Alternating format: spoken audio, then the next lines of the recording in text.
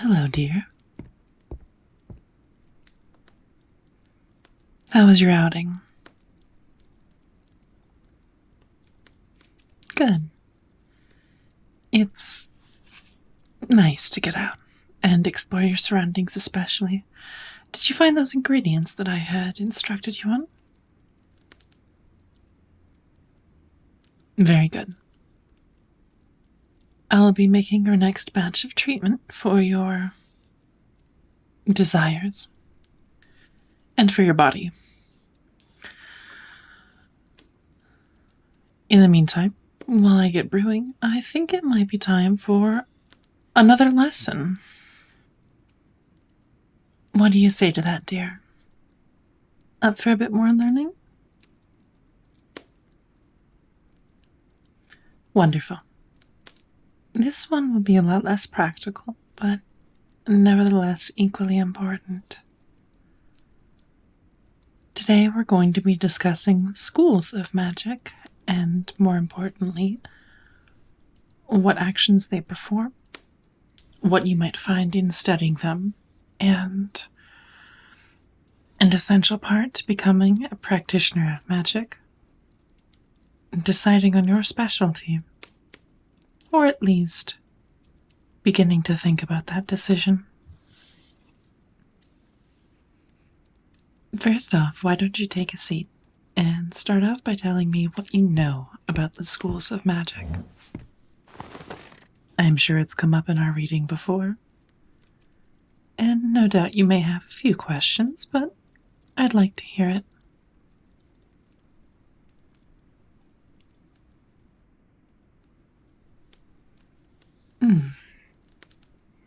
Good points all the same.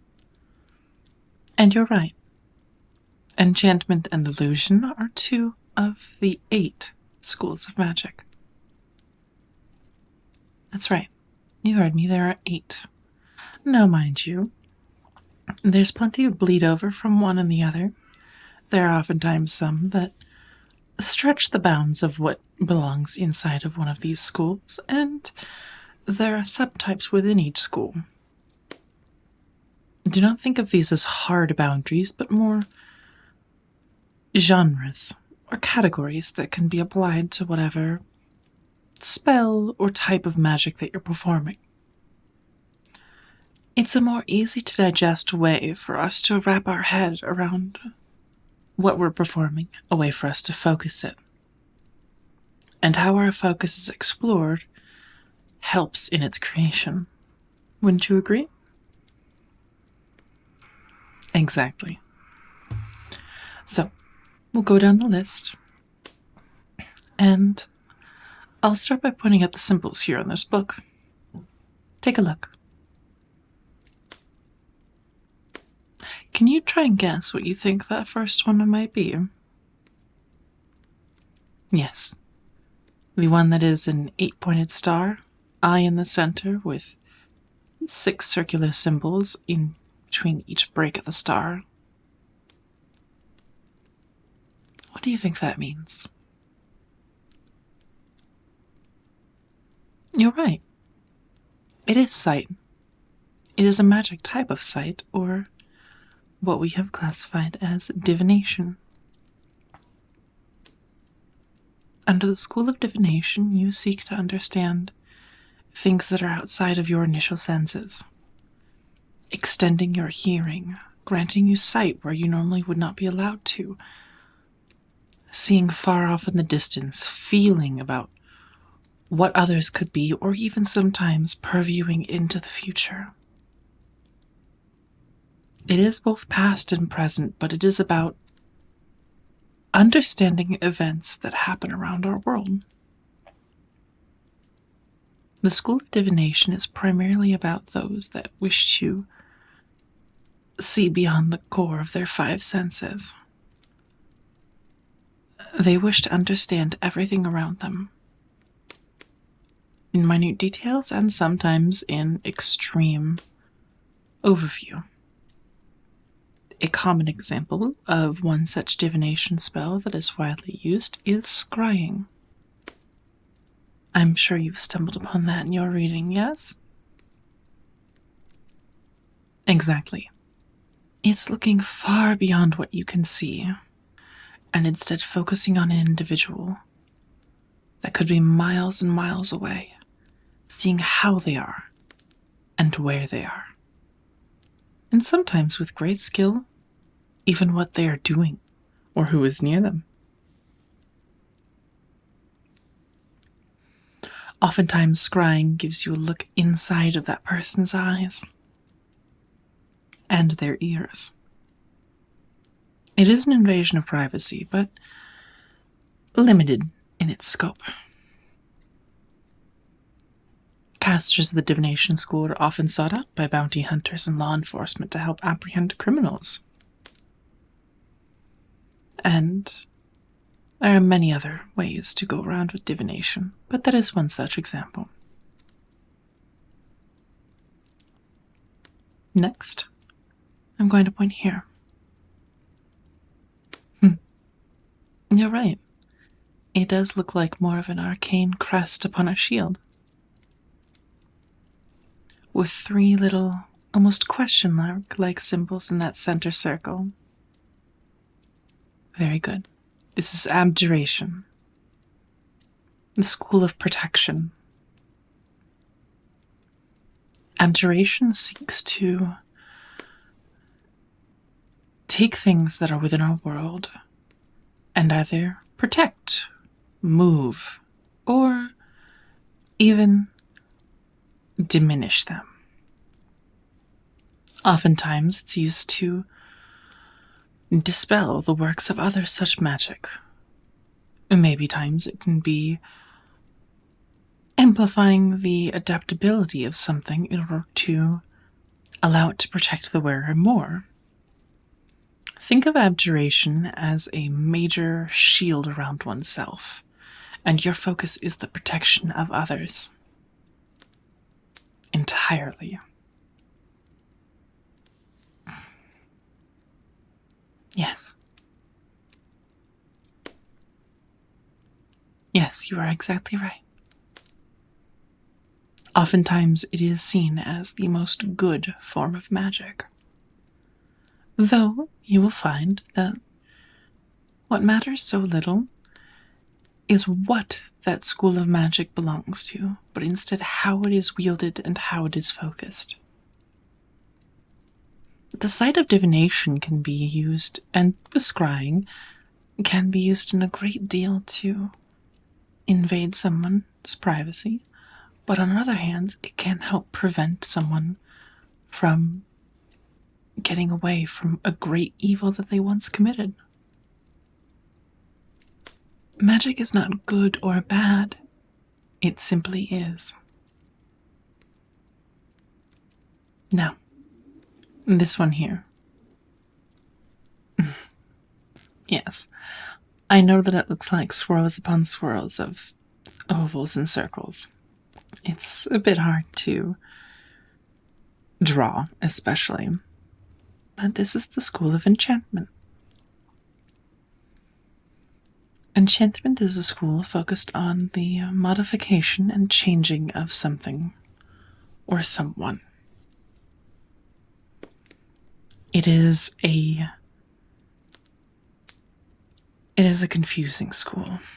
Oftentimes it can seek to enhance the abilities of another by granting them immense speed briefly. Other times it will change the shape of something that you already have in hand. Say, take this for example.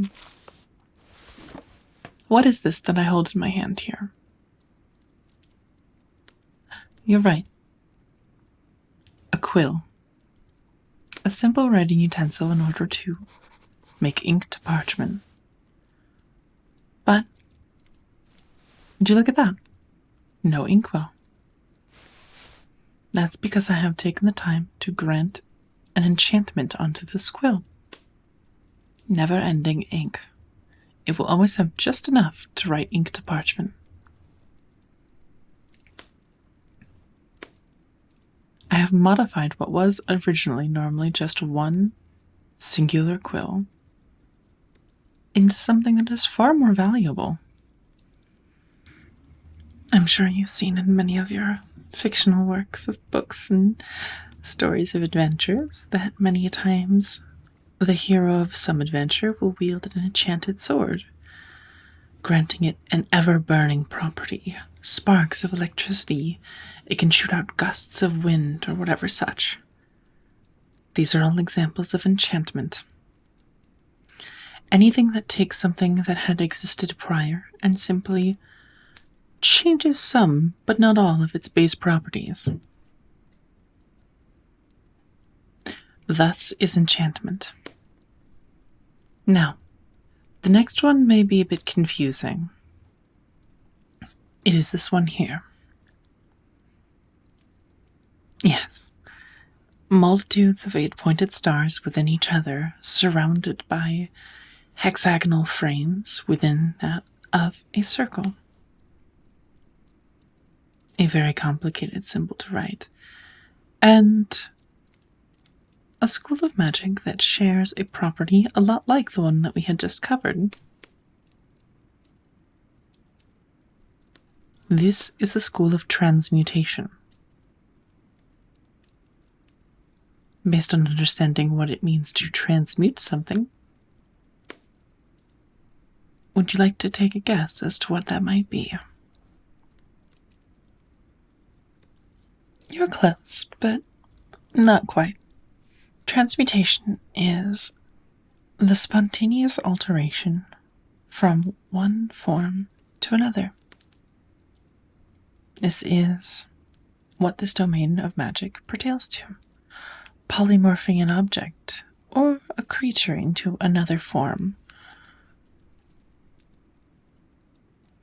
or enhancing a warrior or a scholar to be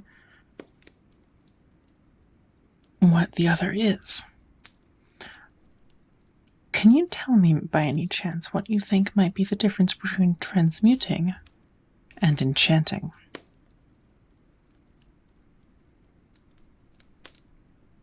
Correct.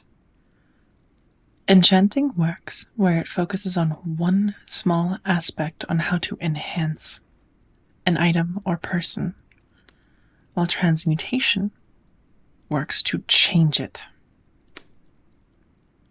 An enchantment might give a sword the properties of consistently burning, always being on fire, while transmuting a sword may turn it to a spear, or a mace, or even a small shield. It changes the fundamental aspects of it into something else, whereas enchantment is to empower it, and only one part of it. Now, on to the next one. This is where things get sometimes controversial. Next we have conjuration. We've actually already handled some of that. You're right. Conjuration is the creation, summoning, or bringing to of a person or animal. Often, or sometimes even objects, actually. Like a sandwich. However, it varies on case by case. Sometimes a simple conjuration trick could be sprouting water from your fingertip, or pulling a sandwich out of the air. Later on, with the help of quite a few extras on hand, maybe a few people, whether it be a few items in particular that might be beneficial, a summoning circle, you may instead conjure an angel, a demon, a dinosaur, or maybe even just a goat. It varies. But it is always going to be the creation of something from nothing.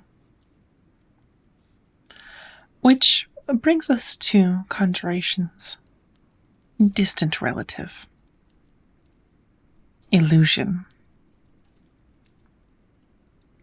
Illusion is this one here. The multiple hexes formed around these 4 half circles into the center. Now, illusion is something that is similar but not quite the same as conjuration.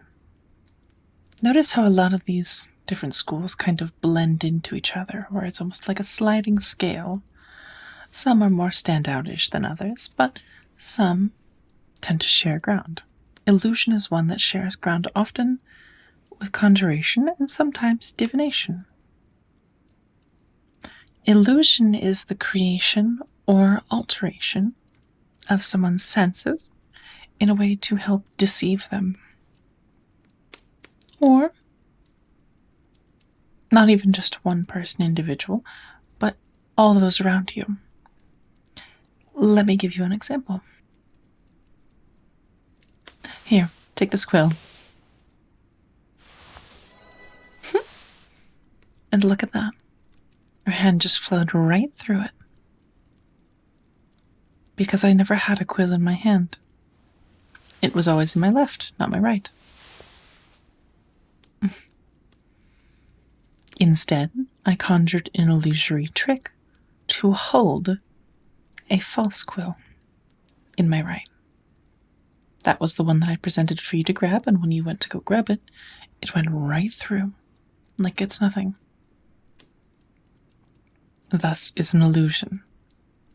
Some other examples might be creating a bubble of darkness, creating a bubble of deafness, making an individual deaf or blind temporarily, giving them a greater sense of color, or creating a false object or false terrain even. There may be a hole somewhere in the floor, and I could simply cast an illusion spell over it to make it look completely fixed, and you would only know the moment you stuck your foot in and tripped.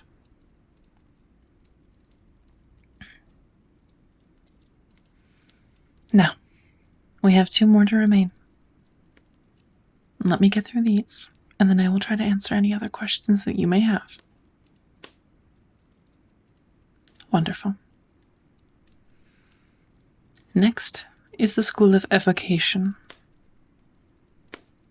It is this one here. A triangle, many symbols adorned within, and 3 outside of. 1 of a spark, 1 of fire, and 1 of a cross. This is the school of evocation. Evocation taps into the raw power of the elements of magic, whether it be fire, ice, air, the earth, or even pulling pure from the wave. You create something of nothing with a tangible focus of destruction, wielding it as power. Evocation is the expression of magic through power. Blasts of fire, sparks of electricity, pressing a hand into a piece of sheet metal and simply burning that hand through it. There are many other types of evocation, but in general, it is the expression of conflict. It is how those who wield magic handle dangers presented before them. If you're casting a spell with the purest intent to do harm to somebody in front of you, that spell would more than likely belong to the school of evocation.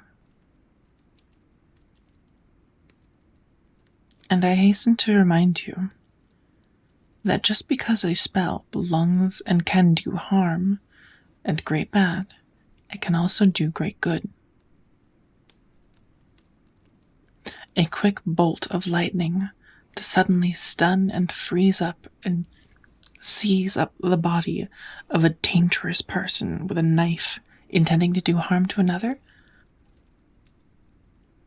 Instead of killing him, you simply stunned him, given time for what would have been a victim to escape, and for justice to be served.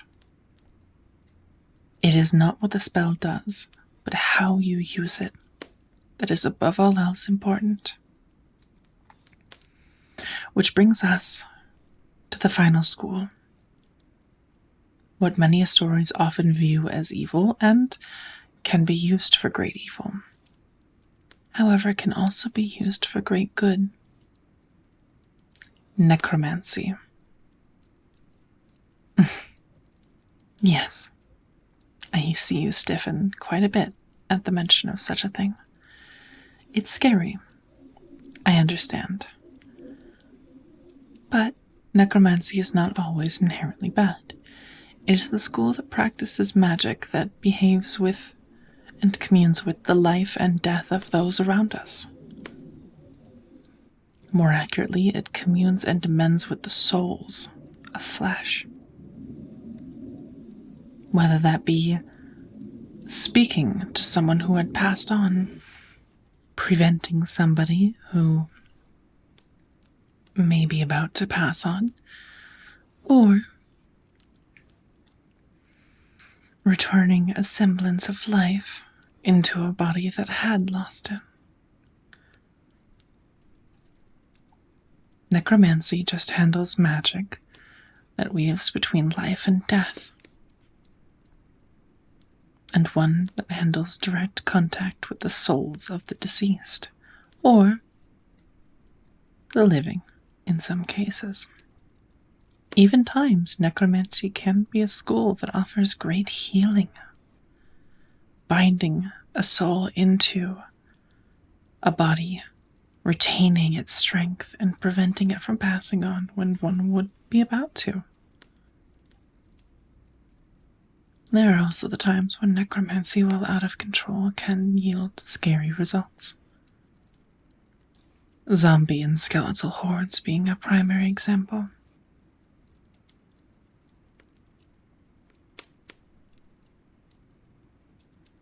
But those are the 8 schools of magic. They are equally important, and they equally govern what we handle.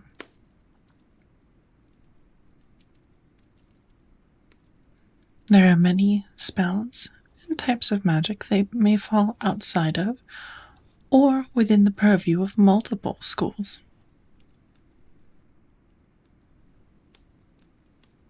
It matters little what you specialize in either.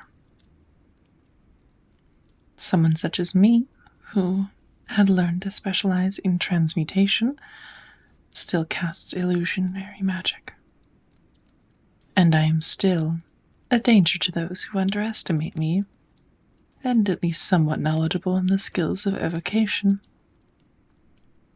I also happen to have a handful of necromancy spells on hand. Primarily, actually, for keeping my flower garden alive. It gets difficult to remember to water them every day. So, your task for this evening is to think about what I said, what I have to offer, and pick a school of magic to focus your studies for now. This will not be your focus, this will not be your primary, and this will not be your specialty. This will be gauging your interest, and whether or not your interest is retained once you learned more. Then, you'll present me your findings, what you found most interesting, useful, beneficial, and how you would like to learn into that school. Once you do that for one, you will do it for all other 7. Show them to me in the order that you find most interesting, appealing, and desirable. I cannot change who you are, so I will do my best to teach you onto what I know and where you think your talents are best suited. Now, I think we're overdue for a meal, and I'm sure you're getting tired of conjuring sandwiches.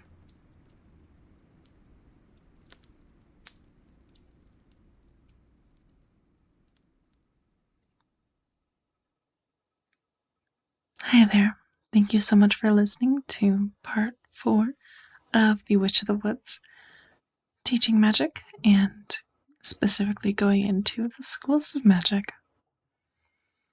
I really hope you enjoyed, and if you did, please feel free to comment down below. It both helps out my channel a lot, and it also really means the world to me, every comment that I get. At the same time, if you would like to see more adult-themed content, you're welcome to check out my Patreon, linked in the description, as well as a link to my Discord channel, where we do weekly movie nights, as well as just general hangouts and chat about whatever nerdy interests you might have. Thank you so much for listening, and I hope you have an amazing morning, evening, or afternoon.